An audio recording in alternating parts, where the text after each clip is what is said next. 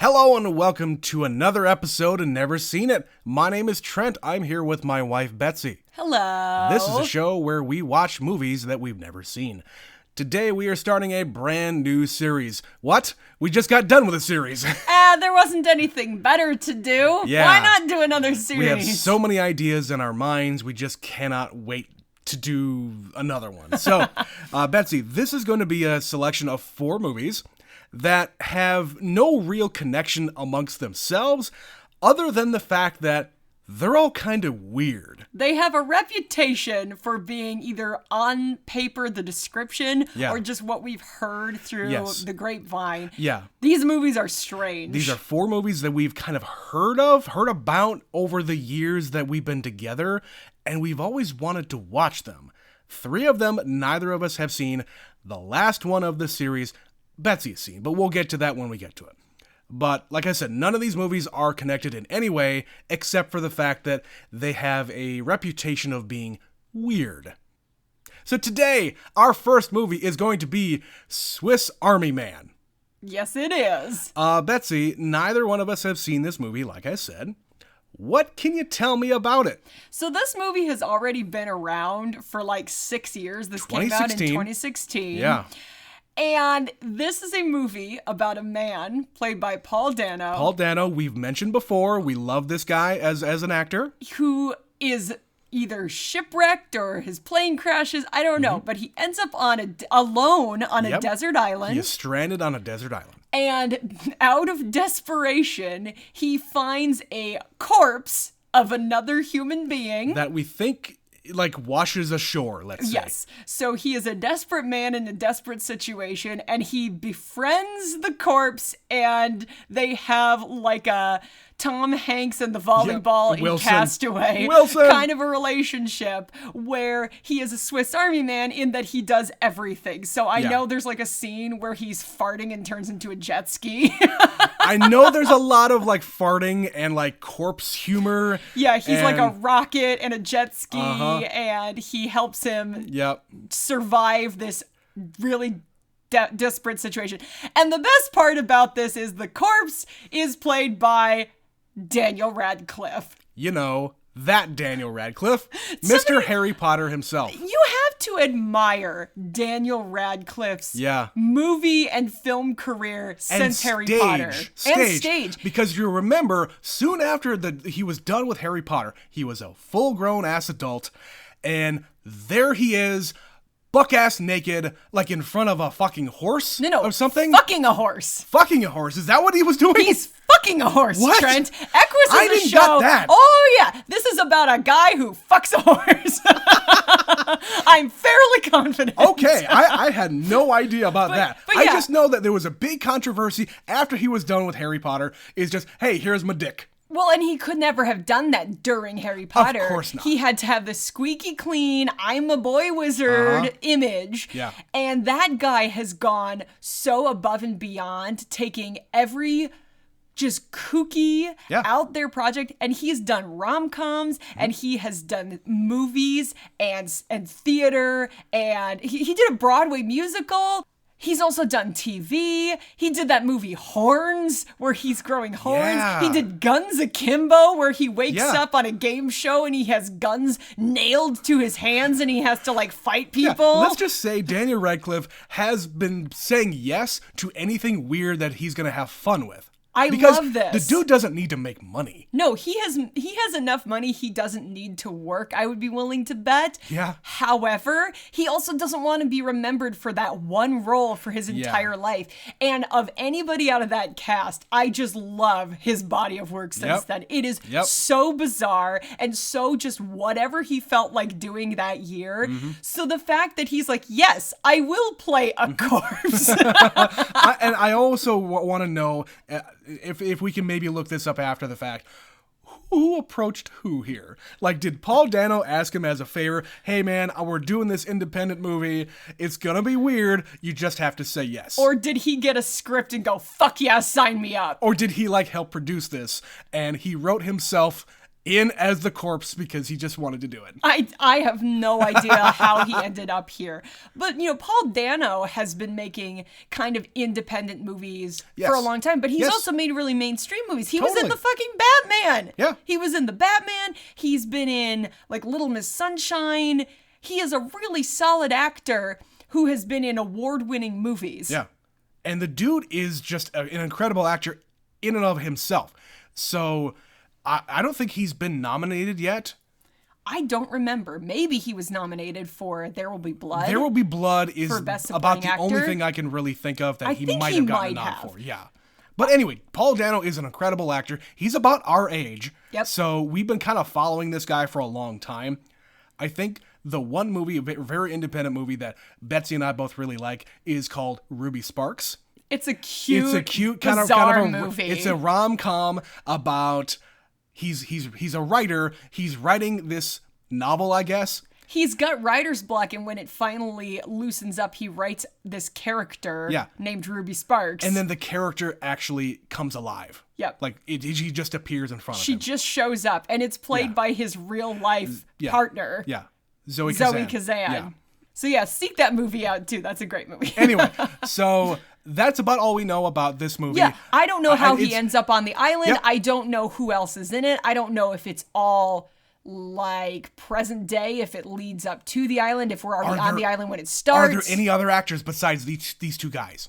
I think there is, but I think so. But yeah, just like think about Castaway. There are a few other actors in that movie, but they're not at all the stars. No, and for the most part, they're in the first 20 minutes. And then that's it. 10 minutes at the end. Yeah, I haven't seen all of Castaway. I know the beats. You've never seen all of Castaway. I never sat down to watch Castaway. We're going to watch Castaway, listeners. I'm going to make this happen for anyway, you listeners. We're going to go watch Swiss Army Man. We will be right back.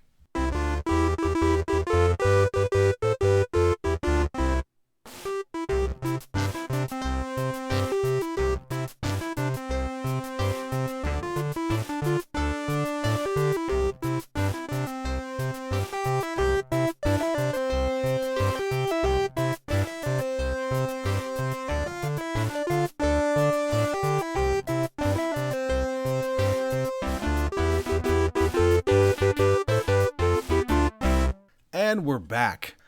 Betsy, I can't believe that it's taken this long for us to see this movie. Okay. It is maybe one of my favorites that we've done on this show. All right, well, we're going to have an interesting conversation then. Betsy, what did you think? So Paul Dano's utterly insane, right? Is he? Hank, the is character. He? I mean, I'm leaning towards he's kind of nuts. But I also found this movie freaking hilarious. It's so good. And endearing and strange, but accessible strange. I think the entirety of this budget went to, one, the salary of the few actors that are in this movie. Yeah, there are a total of 10 people in this movie. And two, the set designer. Yeah. Because even though it's garbage, literal garbage, this movie looks incredible. Yeah.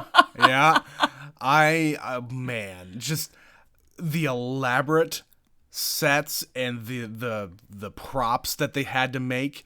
They had to employ probably a dozen people to make all this stuff. It was a lot of creativity. Yeah.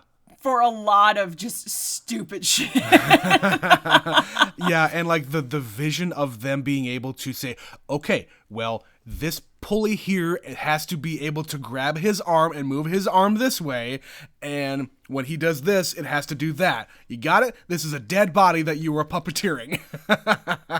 But also they're in a house. I'm just kidding, they're on a bus. I'm just kidding, they're in a cafe. We're having a party. Right. You're having to like make a theater like the things that you would find on like an abandoned beach. Like maybe used to be populated with people, and like all of their shit is still around somehow. They're garbage. The garbage, yeah. Yes. So this movie this was not an intentional thing, guys. Not at all. We recently, right before this, watched Everything Everywhere All at Once. Mm-hmm. This movie, Swiss Army Man, is from the same guys who made that movie. The Daniels. Just Daniels. Oh, excuse me, Daniels. Just Daniels. Daniels made this movie. They're both named Daniel. It's Yes. two guys named Daniel. Yeah. So yes, they made that movie, but this is the first big one that they made. Yeah. And that was not intentional. Not at all. But we started to even like point out, there's like raccoons in this movie. What's the thing with the raccoons? There's also a song that There's was a like song playing. Everything Everywhere Yeah. All the Time or Yeah. something. Yeah, to everyone. Right. Yeah, so there was like, oh, weird, this is very strange. But they definitely have a style, those two. Yeah. And like I said, this wasn't intentional. We Not really at didn't all. know when we picked this movie to go first in this series that that was the connection. But it sort of just turned into Everything Everywhere All at Once was already a weird movie. Yeah. So why not just do more weird movies? Like that episode was kind of a prequel to this series. And if you are gonna watch any weird movie, a guy who makes best friends with a dead body, that's a weird movie. Who has special powers. And this whole movie is just so over the top. Like, you're just waiting to see how far they're gonna go. And they go there. They go there. The thing with the farting human jet ski is the first fucking scene of the movie. And it's the fucking title card. It's the title card sequence. Oh my god. So I have a couple of questions about this. At the beginning of the movie, he is on this teeny tiny island. Yeah. And he is like sending out garbage, little boats and things he's made that say, it's like a message in a bottle kind of a thing. I'm so bored. I don't want to die alone. Yep. I was out on a boat and I got caught in a storm. Yeah. And he is on this maybe, 100-foot island. It's teeny tiny. It's pretty small, yeah. And he's trying to hang himself when Right. he is stopped because a body washes ashore. Mm-hmm.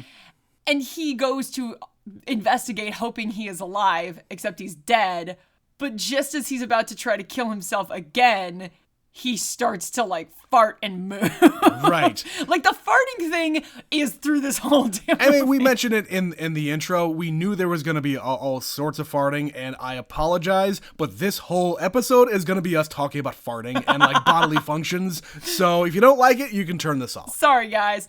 So he rides him like a jet ski and ends up somewhere else on a beach that is actually somewhere that people have been because there's a lot of human garbage and stuff. Remnants. So through the course of this movie, it kind of unfolds that maybe he wasn't actually on an island. Do you interpret it that way? By the end of the movie, the beginning doesn't make sense. Unless he is utterly insane, or he was just on a tiny island off the coast of this mainland. I don't know. I that never came across my mind because I'm taking everything as it's coming to me.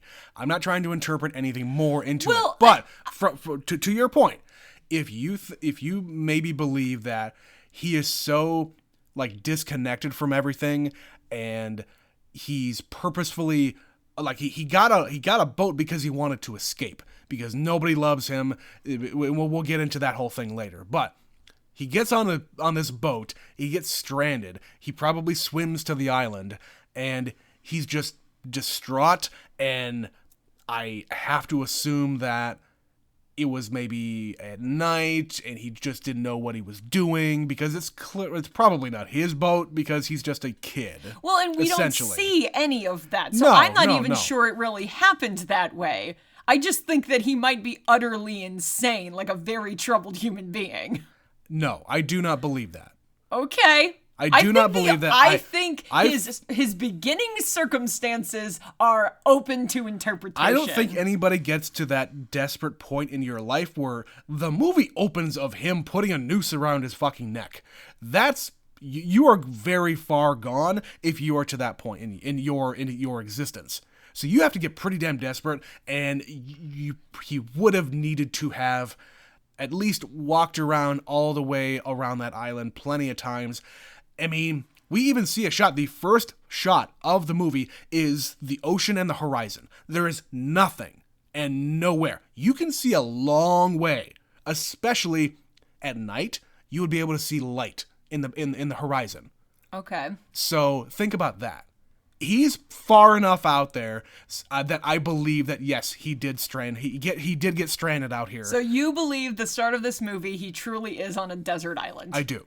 Okay. I'm left questioning that a little bit just because of how we end the movie. Yeah, I get where you're coming from because, yes, he does get on the quote-unquote jet ski and he goes a ways and he's on a brand new beach, let's say. Right. So you have to go... You're thinking to yourself, how did that actually happen? Because this is a dead body. If we're using our reality brains, it's still a dead body. He is definitely hallucinating most of all of this. But is he? Yes, Trent! It's a dead body! But how does he do all of these other things? You know, like making a fire and turning the body into a machine gun and doing all these things that he would not have necessarily been able to do by himself. It's a movie. I'm going to give you some of these things are a little bit extra. And maybe the body does have some functions, but it is still a dead body. Not all of that is really possible. Betsy, it's not that kind of a movie where we're going to just assume that he is just insane and this body is not actually doing any of this stuff. Okay, is the body actually doing all of this stuff, Trent? Is Manny real? Does Manny have a magic dick that points them towards home? It doesn't matter. It matters to me. I am taking this at face value that most of these things are actually happening. And of course, at the end of the movie, he decides he's not going to be quote unquote alive anymore. And he is just going to fuck off into the ocean. I wish I was dead again. Yes. And I think that we will get to more of that stuff, but I think that's a very pivotal moment in the movie where he says, after he finds out that Sarah is with another guy, and none of it was real, and all of the things that he was told that was going to happen is not going to happen. So I get how he says, I don't want to live anymore, and he just shuts completely down. Okay, well... So I don't have problems with this movie. I'm just trying to interpret this movie. And like the last movie we watched, I think this is very much open to interpretation. All where right. I was left asking the question, did any of that really happen?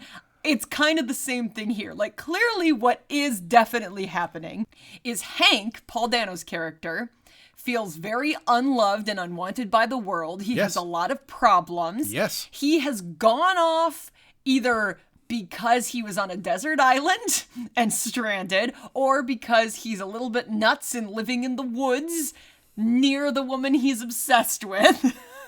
It's one or the other. And he wants to be alone because he feels so unloved. And he is working through all of his problems through this conduit of a dead corpse, through this conduit of a corpse that he finds on the beach. And like the cops at the end of the movie say, well, he was probably a jumper. They jump off that bridge over there and then they wash up on the beach all the time. Right, and then nobody claims him, and because nobody loves him anyway. So, it's a commentary about the other character here. Yes, so we don't know anything about Manny. We don't know who he is, who he was, anything about that. Yeah. And the entire movie, Hank is giving him information and he is learning and he's basically telling Manny everything that's wrong with himself. Yes. And it's all working through their problems together. Yes, I do believe that, yes, Manny is a manifestation of Hank's personality disorders, whatever they happen to be. Now, you know me, Betsy. I do know you. I'm kind of like Hank in this case. Because, okay, we talked about it a little bit. We didn't actually cover the movie, but I talked a lot about Her in the adaptation episode. The movie Her, anyway, where I identified with the character played by Joaquin Phoenix in that movie. I identify with Paul Dano's character in this movie because I'm an introvert. and Betsy is very much not.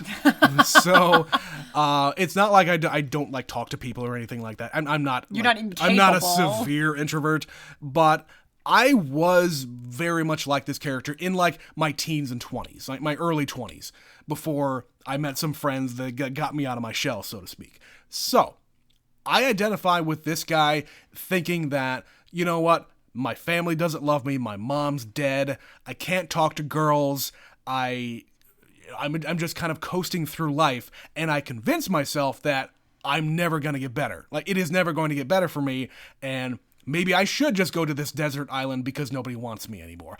I totally get where you're coming from. I'm just choosing to believe the fantastical nature of this is real. I am all in on this. And that all being said, at the end of the movie, he definitely farts his way into the ocean. Yes. And everybody who is not Paul Dano sees it happen. Exactly. So it's kind of figuring it out. And like the little girl, when they, at the end of the movie, they end up in Sarah's backyard. This girl he's obsessed with who he's never actually talked to. Yep. And she is married and has a daughter. And the daughter is the first one to find them. Yeah. And we hear the voice of Manny saying, "My name is Manny and this is Hank." But later when they're on the news, they're introducing Hank as Manny. Right. So clearly he was saying, "My name is Manny," because he's utterly insane. It's possible that both are true.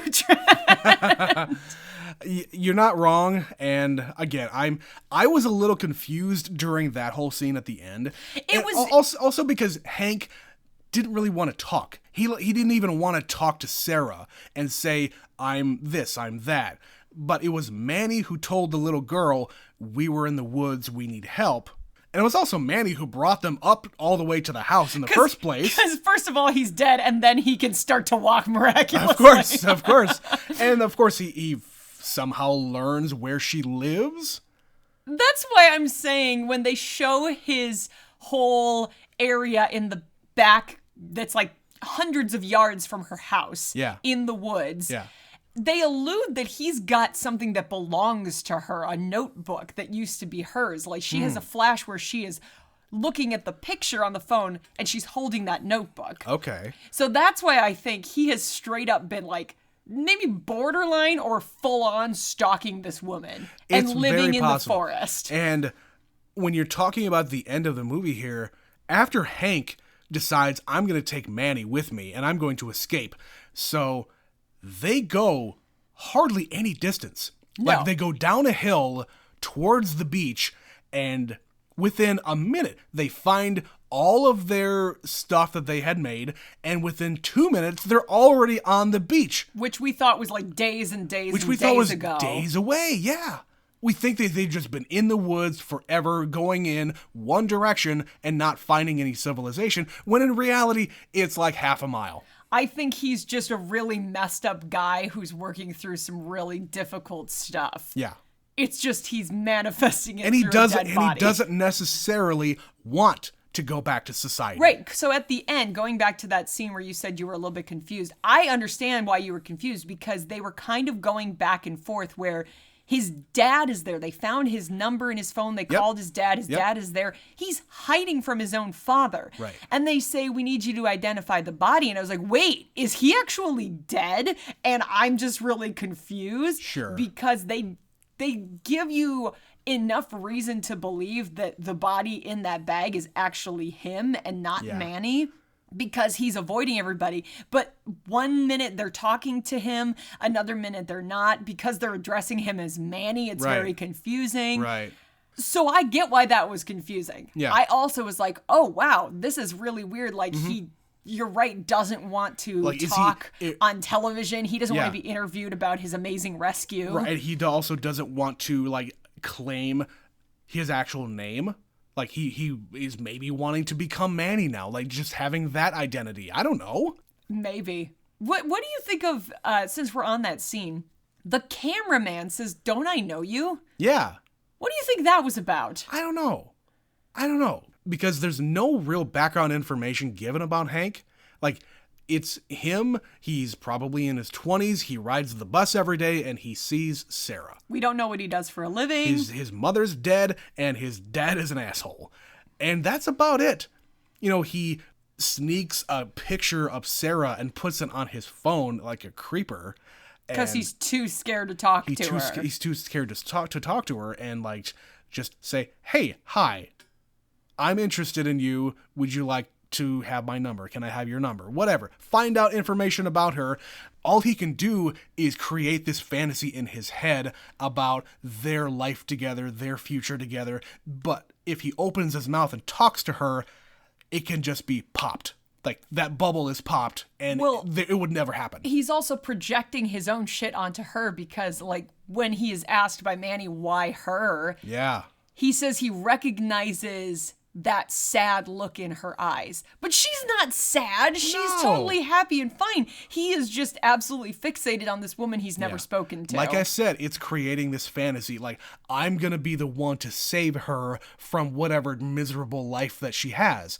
Not taking into consideration, maybe she's actually, happy and married and a mother and all this other stuff. Yeah, he's found her online, her social media profile. Yeah, he's fucking stalking her. Yeah. So I think he's a very unwell human being.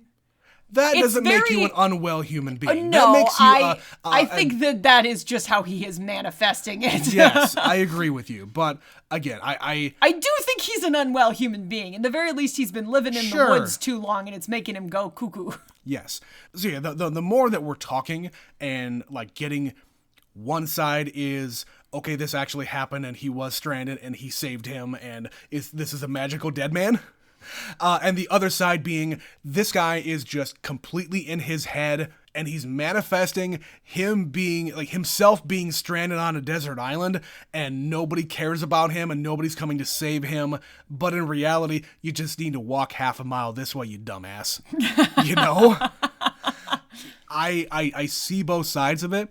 But I think the thing that I am getting out of this was the entire journey. Right. Either way, this movie completely works. It so strange. It does. But it also, I was am I going to cry at this weird movie? But that's the thing, Betsy. This movie is giving you the emotions without having the schmaltz that goes along with a lot of those kinds of movies, like Her does. There's a lot of schmaltz in that movie. No, this one is more a guy working through his own problems and all he needs is a friend. Yeah. And when he finds a friend, he starts to get better. Right.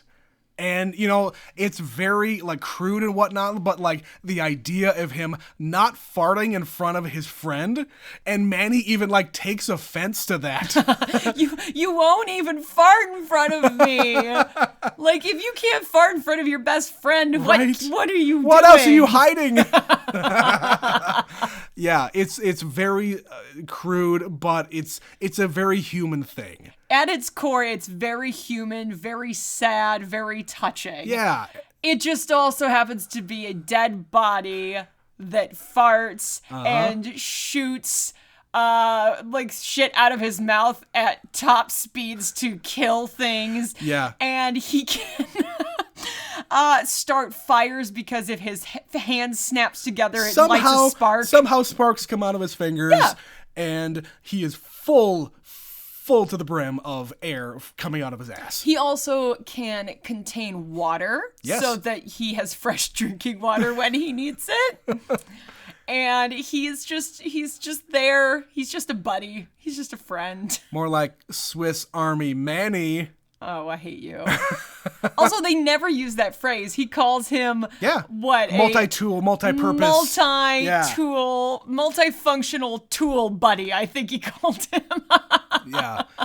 And not only that, he saves his life on multiple occasions. Breaking his fall, he provides him air when they go underwater. Right. And I just had this thought.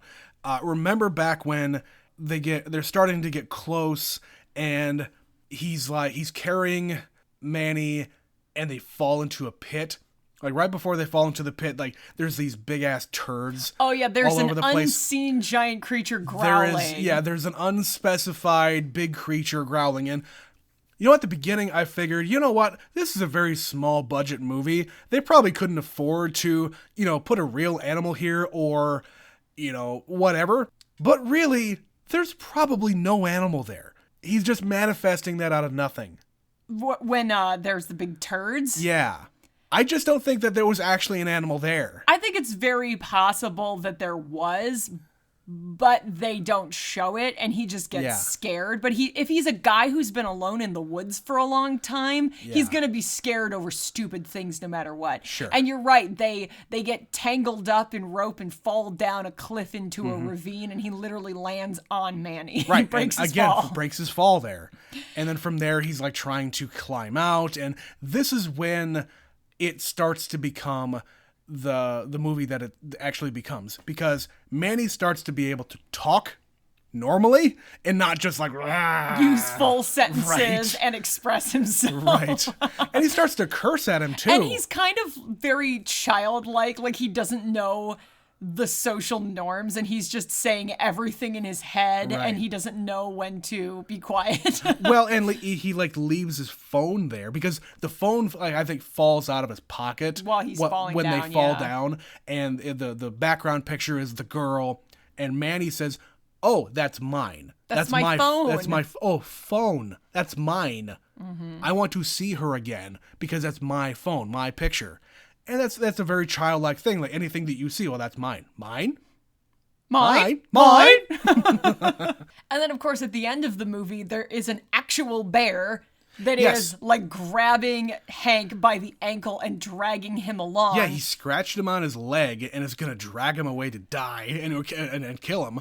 And, of course, Manny, after he decides, I don't want to live anymore, he falls out of the tree and then starts just vibrating to life. Well, he has an epiphany and changes his mind. Like the two of them have this sweet moment where they talk about when they die, you shit yourself and then you become shit and all the shit from everybody who died blends together. And that's pretty nice. Isn't that nice? And after everything, we're all one. And they have this sweet moment and that's enough to inspire him to get up and walk. Well, even Manny says, that's kind of gross. But then he says that's also kind of cool. But he starts convulsing madly and stands up. Then he falls down and drags himself into the fire. And then he somersaults into the fire. He lights himself aflame. And he gets the bear to go away. So once again, he is saving his life at the last moment. Oh, man. There's so many of these little moments here. We're not going to cover everything here, but man, let's talk about some of the fun that they have, because you mentioned it while we were watching the movie. The soundtrack, the score to this movie is incredible. And it's interwoven with what they're actually doing. So at the very beginning, before Manny comes to life, Paul Dano is trying to hang himself, and he starts singing. And he says later on his mom sang him a song that he doesn't remember the words to get him to stop overthinking things. So he's kind of just going bum, bum, bum, bum, bum, bum, bum, like just something really simple. Yeah. But then more voices join him, and it becomes the score of the movie. Right. And this happens multiple times. So Manny's in the woods, he's going bah, bah, bah, out the side of his mouth. Right. And he's like, what are you doing? I'm singing, so you don't overthink things. Right. And it becomes part of the scene. And it's very simple and childlike and whimsical. There's so much whimsy in this weird movie. And even in the more quiet moments, when they're just kind of by themselves, we've got a surround sound system in where we watch our movies, and the room would start filling up with the music as they start singing the reverberation. The rear speakers would start to fill with music, and it wasn't there the rest of the movie. So it was very noticeable when it happened. And it also made it feel very impactful. Yes. It was building. Right. You were getting sucked in, pulled into this very emotional building moment. Yeah. And there's even a weird moment where they're singing this weird slowed down mellow version of Cotton Eye Joe. Yep. They're in this fake bus that he's made where it's complete with he's got erasers in his ears to be his own music, and he's leaning against the quote window, and there's this background rolling by, scrolling by, and he's just looking out the window going, "If hadn't been for Cotton Eye Joe, I'd be married a long time ago." It's like weird and sad. Right, it's like weird melodic kind of a thing. Yeah. And throughout the entire movie is these Jurassic Parks songs. Yeah, they sing the theme from Jurassic Park. He makes a joke about Laura Dern. What's her name? Laura Dern. Yeah, because he only knows what Paul Dano tells him. Yeah, Manny only knows what Hank knows. Yeah. And I love the wondrous moments that Manny is allowed to be a human again. It's a weird thing because he's just kind of a shell of a man. He doesn't know how to talk at first. He doesn't know how to move at first. He doesn't know anything. He is just a sponge for a lot of things. Literally and metaphorically. And yeah, and he becomes, again, resentful later on in the movie, saying, "You used me. You made me puke out all my water so that you can shower and drink from me. And you made me fart so you can get across the thing." And yeah, it's a really weird thing. It's a childlike thing. And it breaks his heart. He starts crying and he's like, "What is this? I don't like this. It's uncomfortable. I'm all wet and uncomfortable. I don't like crying." Oh God, there's so many other things. I don't know exactly where this was, what part of the movie this was in, but at some point they've rigged up that bus that we talked about. They had the scene, they've decided, okay, we're gonna watch stage a movie. They basically get into character where Manny is Manny and Hank is Sarah. Right, he dresses up. He's dressed up. They're having dates and they're going to a cafe and they're watching movies. Where are they getting all of this stuff to make all this stuff? Is my question. No, the woods. People go to the woods and they leave their shit there. I guess. And it's a whole metaphor about trash and how he is unloved. There's a lot of trash. talk about that. Yes. People leave the things they don't want in the woods, including Manny and Hank. Yeah. So at one point, after they have their little scene on the bus where they hold hands, they discover that Manny's hands can make sparks, because of course they do. And what can you do with sparks, Betsy? Make fire. And what was he trying to eat before? He was trying to eat a bag of pre-microwaved popcorn. Right. He was crunching the kernels. And what can you make with fire and popcorn, Betsy? Popcorn kernels. I would say you could heat up that bag and make popcorn. You can make and have popcorn a movie night. And have a movie night in a full-ass theater with a bunch of friends, puppet friends. And this whole sequence was great. They have how do they make the light? I guess it was just fire from the... Fire and shadow puppets. Right. He makes shadow puppets of Jurassic Park. And E.T. And E.T. And Superman. Yeah. Oh my God, that was amazing. That whole sequence of... there's a whole bunch of stuff that happens there. They're there for a really long time. And they're having a great time. They're having a great time getting to know each other. Then they find vodka and they're like, let's have a party invite everyone we know. And they're dancing and laughing and feeling such joy in their hearts. Right. And they just have this moment where they almost forget they're playing. Right. They're making it up. Right. And then you're like, are they gonna kiss? And I was yelling at the screen, no, I don't want to see that, no. Because he's still a dead body. Yes. And later, they actually do. After they fall off the bridge, they have this moment where Hank reaches out for Manny to save him. And when their hands touch, it's like this electrical current. Right. And they see the flashes of them as Manny and Sarah. Right. And they kiss each other, but it's not a romantic kiss. It is a kiss of life, because he's full of air and he can save his life. Right, he is sucking the life out of Manny, whatever that happens to be, in the form of oxygen. And earlier in the movie, because he won't stop farting, we see him find a cork and get a look on his face, and they don't expressly say it until later. He corked his butt. Yep. So when they're drowning, he takes the cork out and they rocket launch out of the water. Oh boy, and I completely forgot about that at that point. point. And yeah, it just makes total sense, and I love it. It's so stupid. There is some really, truly stupid stuff. Yeah. And they're just having conversations about everything. They talk at length about fetishes and masturbation and daddy issues and porn and yeah, the things that, two dudes are gonna talk about, but Hank doesn't really want to talk about those things because he's embarrassed, because he was made to feel embarrassed by his parents. Yeah, he's a messed up dude who hasn't faced his issues. Yeah. And through Manny, he's starting to do that. Yeah. It is that kind of movie, Betsy. Oh, it is that kind of a movie. It is that kind of movie. All right, so I guess because we've covered pretty much all the plot here, let's just talk about the few things that we have left to talk about that don't fit in anywhere else. There's just some random moments. Some of the things I wrote down were at the beginning, before Manny starts talking. Yeah. There is a lot of Hank just singing to himself, and he says, I don't remember the words to this song, so he's just singing what he is feeling at that moment. Yep. And the lyrics were something to the effect of, rescued, thought I was rescued, but you're just a dead dude, and I'm gonna die.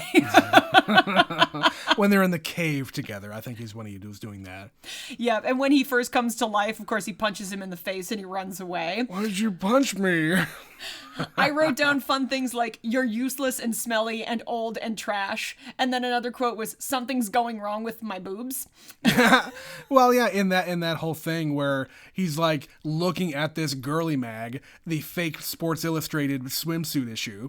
He was looking at it, and that's where the magic boner comes about. Yep, it can point them home. And I kind of figured, you know what, if this is actually happening, it's probably, I was like halfway thinking they're going to have like an animal up there, like rooting around somehow, and it was just gonna run out. But no, that's his dick. It's totally his dick. When the bear shows up at the end of the movie, this is just when he finally got a signal on his phone, and Hank comes back to tell Manny the truth. But instead of telling him the truth, he sees that there's a bear, and Manny says, that's what I was gonna tell you. There's a giant raccoon and it's eating all our food. Yeah. So there is some truly magnificent dialogue, really just genuinely stupid stuff. Yeah, back when they were having their, I guess they call it their date, when he's still dressed up as Sarah, and they're gonna have this kiss moment. Somewhere in there, Manny says, I want to put my face on your face. And Hank says, no, you don't just go ahead and do that. And it's, well, I want to put my penis in you. Said, no, you can't do that either. Well, maybe just the tip. I loved the editing in this sequence because, of course, Hank is Sarah. Yeah. But then he is immediately not dressed as Sarah, sitting next to Manny, telling him what to do and what to say. Yeah. So it's very quick cuts of him in two different spots. Also, another moment leading up to this is when he shaves his face using Manny's teeth. I didn't know what was happening there, and you had to explain that. Manny has his mouth open, and he's just running his face up his teeth. Does a really good job. I just want to say, the two of these guys able to keep their composure. Oh, yeah. This entire movie. Oh, yeah. I have to imagine there is a lot of unusable footage because how could you not laugh doing so much of the stuff they were doing? This is a ridiculous premise. Daniel Radcliffe has to be dead weight, dead-eyed, and silent for most of it. Most of the movie. He has to be completely limp. When he finally does come to life, it's like the funniest, twitchiest. Right. The way he contorts his body is amazing. Well, and I'm sure there's also some pulley some string on him, so to speak, moving him around so that he can contort in those positions. Mm-hmm. But totally, that's all weird. But then there's other moments where there's just Paul Dano is pushing on his chest and he's gonna fart, and he's rigged up clearly with some kind of fart machine. Yes. Because there's big billowy air coming out of his pants every time this happens. He's drinking out of his mouth. He is carrying him around. This wouldn't work with two guys about the same height, but Daniel Radcliffe is 5'7", and Paul Dano's 6 feet something. Yeah. So he's able to baby carry him. And And yeah, I just would love to see the behind the scenes stuff for this movie, because there is some extras we could watch after we this. definitely have to, because it's just so hard to make a movie like this and be serious while you do it. Totally. I think they must have had such a bonding experience, because he's like shoving his beard in your mouth. Like, he had to do that. Oh, fuck. He had to allow himself to be manipulated like a weird marionette. But you know what? After a certain amount of time, it just becomes like nothing. You get over your giggles on the first couple of days, maybe, and then the rest of it is just like it's nothing. Like, we're on the set, but we haven't started filming yet. Yeah. So just carry me around for a few days. You kind of have to. Get over it. Yeah. Oh, man. And like, think about when, like, we've seen a bunch of interviews with actors talking about their their most iconic roles. GQ does this for their YouTube channel. And a lot of times these actors just say, I didn't really know anything about this, what was going on. I just kind of showed up one day and they had me do this, they had me do that, and the movie became a massive hit. I didn't do any research. I didn't do anything about this. But in this case, these two guys must have known this script frontwards and backwards, and just knowing exactly what needs to happen. And the most ridiculous thing in the world that you would do, it's like any other thing. It's like riding a bike. It's just what you do. I'm going to put this cork up this dead guy's ass. I'm going to take it out because I want to launch myself out of the water. It's just a normal Tuesday.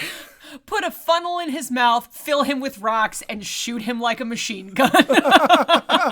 Yeah, it's the creativity of the writing, I think, is the best thing about this. And it's a very matter-of-fact thing. And the fact that they had the right people with the right kind of imagination to bring it to life, because you can describe something like this. Okay, he's gonna find a cave and it's full of garbage, and he's going to make a little city and people getting married. Is so cool. And he's gonna do this so that he can teach Manny about humans. Right. And it just looks great. And this is all stuff that he's supposedly made by himself with his own two hands and his gumption. And it's amazing. It's absolutely incredible, the stuff they made for this movie. Yeah. You think about any movie you've ever seen with people living in the woods or on a desert island, and how it's like, I'm gonna wear a made-up wedding dress made out of like palm fronds and stuff. Sure. But it's all made of garbage and it looks incredible. It's like, how does the professor on Gilligan's Island make a radio? You just figure it out. But what I was going to say is, Hank needs to open an Etsy store and sell all this shit, because he would make a fortune. All of that, the puppet stuff of like the strings and all of that stuff looked incredible. A bus, a hut, a restaurant. He needs to get into production design. Yep. What are you? It's derelict. Fashion for the homeless. Jeez. That's what I kept thinking of. It's that kind of a look. It's all garbage. Shit. Incredible garbage. Yes. And that's going to be the end of this one. I have nothing else to talk about other than the fact that I don't care. I don't want you to burst my bubble here. This is one of the best ones we have watched. And I am choosing to believe what I'm going to believe. And I'm going to leave it at that. Sounds like a plan, Trent. All right. We've got a couple of things to read here before we get out of here. First, we're going to read an email from Mitch. This one, I believe, is going to be about Beetlejuice. That one's from a while ago. That's from last year. Thanks for revisiting that one. Yeah. So he says, hey guys, I enjoyed your E.T. episode and started getting into the quote Halloween/October mode. So I looked around and found Beetlejuice on Peacock. And I knew you had covered it in the past and I had not seen it, so I watched it. A few takeaways. How is this movie only PG? They got away with quite a bit. I think we talked about that. I believe we did, because this is in that era where PG-13 either didn't exist or was still pretty new. Or it was used very sparingly because they didn't know what the lines were. They didn't know how to define it quite yet. It needed to be like kind of self-defined. Like, what's the line? So as time has gone on, we have basically learned that PG-13, you can have like one fuck, You can have violence, but no blood. Violence, but very little blood. You can't have gore or a lot of blood or organs or whatever. You can't have it uber violent. And pretty much everything else is okay. You can even have a little bit of nudity in PG-13 movies. Tasteful nudity. Sure. Reasonable nudity. I always think about, okay, you can show butts in PG-13, and even in fucking Titanic. Titanic is PG-13, and they got a naked lady in that. But there's no swearing, and all you see is her boobs. Yeah. So they towed the line, but they got away with it. It's true. Because the rest of the movie is so inoffensive that there's no reason to slap an R rating on it. Right. But again, there was also an important story point with that depiction. Yes. It wasn't sexual. It was for the plot. Yeah, and it wasn't sexual in any way. It was just sensual. Sensual. Anyway, back to the email. Catherine O'Hara is very Catherine O'Hara, and I loved it. I thought the parts were very funny. Parts were okay. A lot of 1980s visuals. Yeah, we talked about that, about like the kind of claymation stuff. It's very 1980s. I'm not also sure why I watched the cartoon series after the fact, but the cartoon really should not have been a hit in my opinion. I watched the Beetlejuice cartoon a little bit. I didn't get it. I didn't think it was that funny. It was just kind of weird to look at. It was for the weird kids. I guess it was the Winona Ryder girls that wanted to be all kind of weird and goth before goth was really a thing in my opinion, but I don't know. He finishes here. I look forward to all of your upcoming series. That really makes things interesting. I'm also loving these social media teasers. Way to go. Mitch out. Thank you, Mitch. Thank you, Mitch. Yeah, we'll talk a little bit more about the social media stuff in just a minute. But first, we need to read an email from Stephanie about our movie E.T. She says, what? Crazy that you have never seen E.T. She's referring to me. Spielberg is an icon. He has done an R-rated movie, Saving Private Ryan. He has done just about everything, but you're right that all of his films are very human and have a lot of heart. He also did like Schindler's List, which is another R-rated movie, yes. I believe. Yes. So when he uses the R ratings, he does it for a good reason. And of course, his next movie that's coming out, oddly enough, is starring Paul Dano. That's right. He plays his dad. It's an autobiographical movie. Yep, The Fabelmans, I think it's called. Yeah. That's very much going to be on our list for whenever that comes out. Absolutely. I think it's the middle of November. But it's a Spielberg... That's an Oscar movie. It's a Spielberg movie about Spielberg's life. Of course it's going to be nominated. And it's about movies, too. And it's about him coming up in movies. It is totally going to be nominated. We will watch that movie. Anyway, back to the email. E.T. Jesus, a religion I can get behind. I'm going to put that on a bumper sticker for you, Stephanie, with that picture of him with the glowing heart and the blanket. Indeed. She also mentions the Pizza Hut style lamp. Yeah, it's awesome. I want one for our basement, Betsy. That Tiffany style. Yep. Vintage the stained glass lamp. Pizza Hut lamp that anybody who grew up in the 80s and 90s completely knows if you are willing to spend about $1,000 on a lamp. We looked up some pricing after that episode, and yeah. They're expensive. But you know what? Shipping that would be fucking impossible. Because it would just be glass by the time it comes to you. Oh yeah, you'd have to go get that sucker. Oh yeah. Let's just go find an abandoned Pizza Hut. They're out there. Let's find one. Let's go break in. Shh. You didn't hear this here, I'm guys. cut that. Quiet. Stephanie says, I imagine Drew Barrymore is 5 and Elliot is like 8 or 9. Because, we weren't sure about what their ages were, but that makes sense. She says, I never picked up on the location inconsistency. Is she talking about the fact that there's a cornfield behind their house? I think so. And they never show a cornfield again. No. It's just for that scene. Yeah. And I understand that maybe it just adds to the, I don't know, like the weird, creepy ambiance to the backyard. Yeah. Instead of just having a fence. Small town vibe. Yeah. But it's anything but a small town. It is an LA suburb. Mm-hmm. She says, I love this movie growing up. However, I agree that it is very scary. The dissection scene is super fucked. We dissected fully dead frogs in like 8th grade. Then if you took an advanced biology or anatomy class in high school, you dissected baby pigs. Oh. Yeah, no, I'm very, very aware of the fetal pig dissection that people in my school did. That's... I hope they don't do that anymore. Like, if you're going to medical school... Sure. I think, yes, you should have to do dissection because that is what your career is. But making high school kids and middle school kids cut things open is really traumatic. Right. And regardless of the fact that, it's like an animal that some people have as pets, like there are people, like literally today we were at the store and somebody's like bumper sticker or something on their car said Pig Mom. No, their license plate said Pig Mom, and they had like decals on their car about pigs. Right. They probably had like a potbelly pig something as like a pet. That, yeah. Yeah. But regardless of that, it's not necessarily a cruelty to animals thing. It's just, you don't need to do that. Kids don't need to see that. Like, we can't teach anatomy without that. Right. You absolutely can do that without actually seeing the real thing. Photos are enough. Anyway, she says, I'm very glad I didn't opt for that class. We watched Prey on Netflix. It is really good.